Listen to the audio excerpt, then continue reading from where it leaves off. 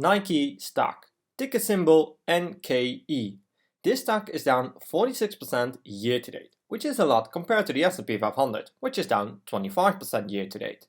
On the 29th of September, Nike presented quarterly results where they beat both EPS and revenue. So this seems to look pretty good. But the stock fell 12% after earnings and Nike was all over the place.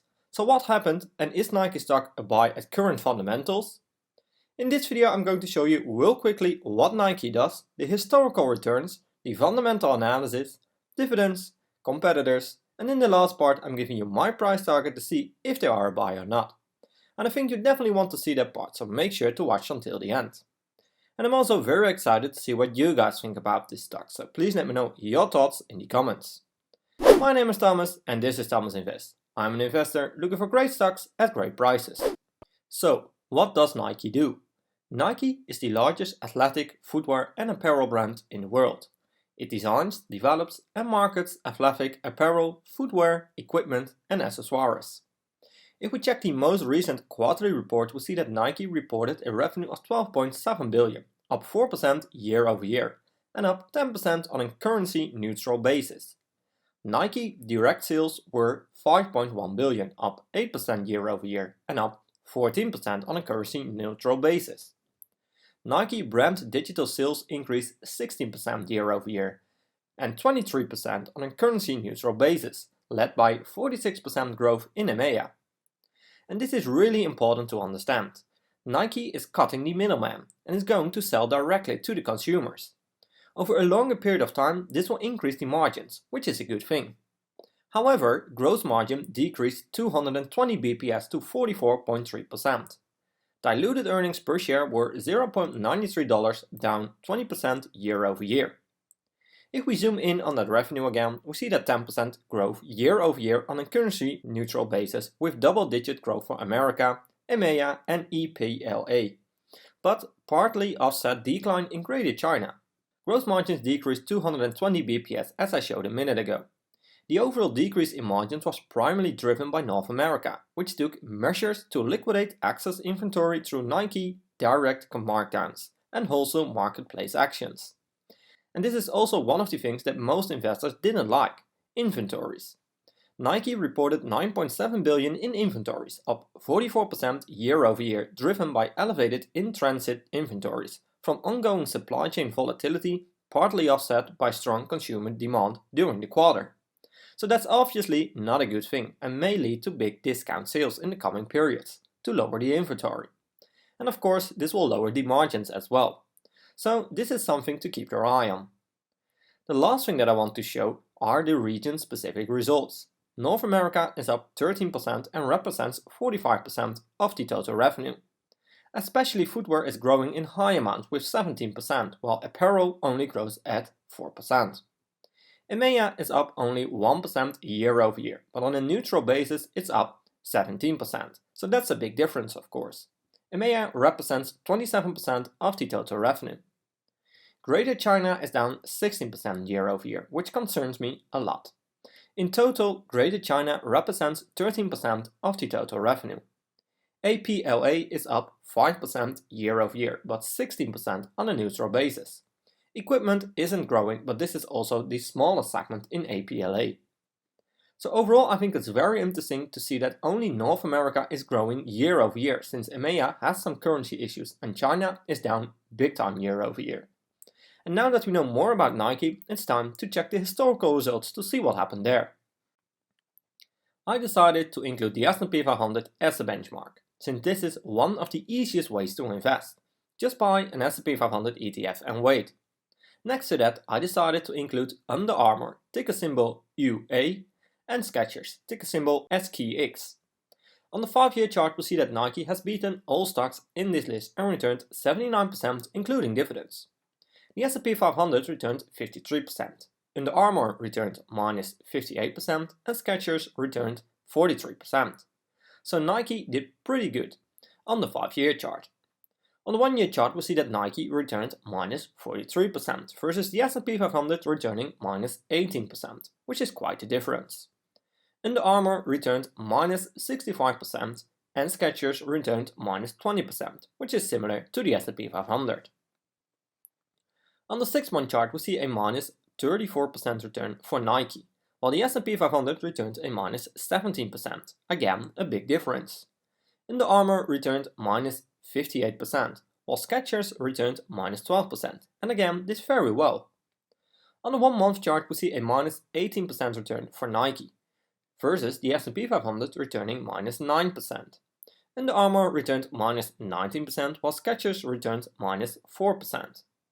Overall, I think Nike did pretty well on the 5-year chart, but after that, things went down quite a lot. So does this mean that Nike stock could be an interesting buy right now? Let's check the fundamentals of Nike. But first, if you made it this far into the video, I want to thank you a lot for watching this video. Make sure to subscribe and in return you receive similar analysis to this one every week. Let's continue by diving into the fundamentals. Nike is a 137 billion market cap company, which makes them one of the bigger companies in the US. PE ratio is at 24, which could indicate that they are still overvalued. But of course there are a lot of fundamentals that will tell us in the end whether or not Nike is undervalued or overvalued. So make sure to watch until the end to see my 3 price targets. Next up is revenue. Nike has a trailing 12-month revenue of 47 billion, and in this graph we see that revenue went up really nice and steady, except for the lockdown periods, which doesn't concern me that much, especially since revenue went up again right after it. Net income is at 5.6 billion, which gives us a profit margin of 12%, which is higher than the 5-year average, and also above my 10% minimum of 10%. So that's the good part. But keep in mind, when inventories are this high, they are going to do a discount deal probably, which will lower the margins. On the other hand, this is very short term in my opinion, and with the holiday season coming up, things might be alright, but we will have to see and wait what happens. Another thing to keep in mind is that margins are likely to increase in the long term, since they are cutting the middleman to sell directly to the consumer. Next up is return on assets, sitting at 10%, which is also my minimum, so this looks pretty good.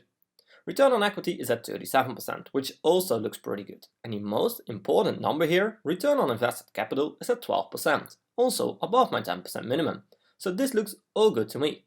But keep in mind the ROIC is declining a bit versus the 5-year average, so that's something that I don't like. A thing that I do like is the debt to cash ratio. Right now Nike has 11.8 billion in total cash, which they can use to pay down almost all of their debt, which is pretty impressive. But of course, it's very important that free cash flow is growing nice and consistently, since this is used to pay down debt of course, but also to buy back shares, pay dividends, do acquisitions, research and development, and all other things. In this graph we see that free cash flow is going up and down quite a lot over a longer period of time. The good part is that it's going up, but I prefer a bit more steadier pattern here. To be fair, the big decline in 2020 is related to the lockdown periods of course. A thing that I like a lot are the shares outstanding, which are decreasing over a longer period of time. This will increase the EPS, lowers the PE ratio, makes it easier to sustain and increase the dividends, and in the last part, increases your ownership in the company. In the past 5 years, Nike bought back roughly 5% of the shares outstanding, which is pretty decent. Next up are the dividends. Nike has a dividend yield of 1.39%, which isn't that high to be honest. Annual payout is at $1.22 a share, or $0.31 each quarter. Payout ratio is at 33%, which is pretty low. I prefer companies with 50% or less, so there's some room left there. Right now they have 67% left in cash to pay down debt, buy back shares and all other things. The 5-year growth rate is at 11%, which is pretty decent for a company like Nike. I do prefer double-digit numbers here. Dividend growth is at 9 years, which is also pretty nice. Overall, I think dividend yield isn't that high, but other than that, this looks really good in my opinion. Next up are the fundamentals of Nike versus competitors. I decided to include Skechers and Under Armour. We see that Nike is by far the biggest company in terms of market cap. Nike has a higher PE ratio versus Skechers, so that's interesting. Under Armour doesn't have a PE ratio right now. Nike has a 2% revenue growth year over year, while Skechers and Under Armour have a much bigger number here.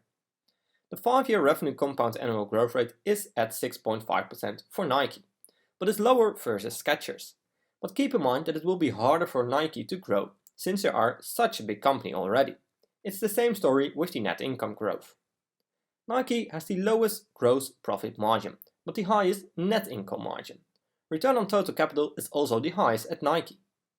Nike is the only company paying dividends, so it doesn't really make sense to compare this at all. Overall, I think Nike is the better company here. They are by far the market leader and have a big moat, with the iconic brand itself. But does this mean that Nike stock is a buy at current prices? Well, let's check the 3 price targets that I created using the Everything Money software, which is one of the best tools out there. I'm using a low, mid and high assumption to get the 3 price targets, starting off with revenue growth. With the 2% on the 1-year average, things don't look that good for Nike, but this is of course highly impacted by the currencies as we saw earlier. So I'm sticking with the 10-year average. For my low assumption I'm filling in 6%. For the mid assumption I'm filling in 7%. For the high assumption I'm filling in 8%. It's the same story with the profit margin. It is impacted by the currency, so over a longer period of time I expect margins to increase from here, since they are cutting the middleman and sell directly to the consumer. So I'm filling in 12, 13 and 14% here. Free cash flow margin is again the same story, so I'm filling in 9, 10 and 11%. For the PE ratio and price to free cash flow I'm filling in 20, since this feels as the best number right now. Nike is of course a slower growing company, but still it's by far the biggest company in this industry and they have the biggest moat. My desired annual return is 12.5%, since I can get an easy 10% average annual return with owning an ETF in the long run. Right now Nike is at $87. I hit analyze and we see only one green number. We have a low price targets of $49 to $65, a mid price targets of $58 to $76 and a high price targets of $69 to $88. And to be fair, with Nike sitting at $87, I think $88 doesn't mean it's undervalued right now. So based on these assumptions, Nike is still overvalued and needs to drop a lot from here. My final conclusion is that based on what your strategy is, Nike stock could be interesting. From a dividend perspective, I think Nike could be very interesting. The dividend scorecard looks really good and they are this iconic brand with a big moat. But from a value point of investing, you might want to wait for the stock to come down even more. I really like the brand Nike, but in order to build in some margin of safety, we need to wait before we buy this stock. But remember to always do your own research and never fully trust on what I or other YouTubers say about a stock. I'm not a financial advisor and this content is just for entertaining purposes only. I hope you liked this video and I did bring some insights of the company to you. I would really appreciate a thumbs up and make sure to subscribe to get notified when I'm posting a new video. Thanks for watching and I will see you in my next video.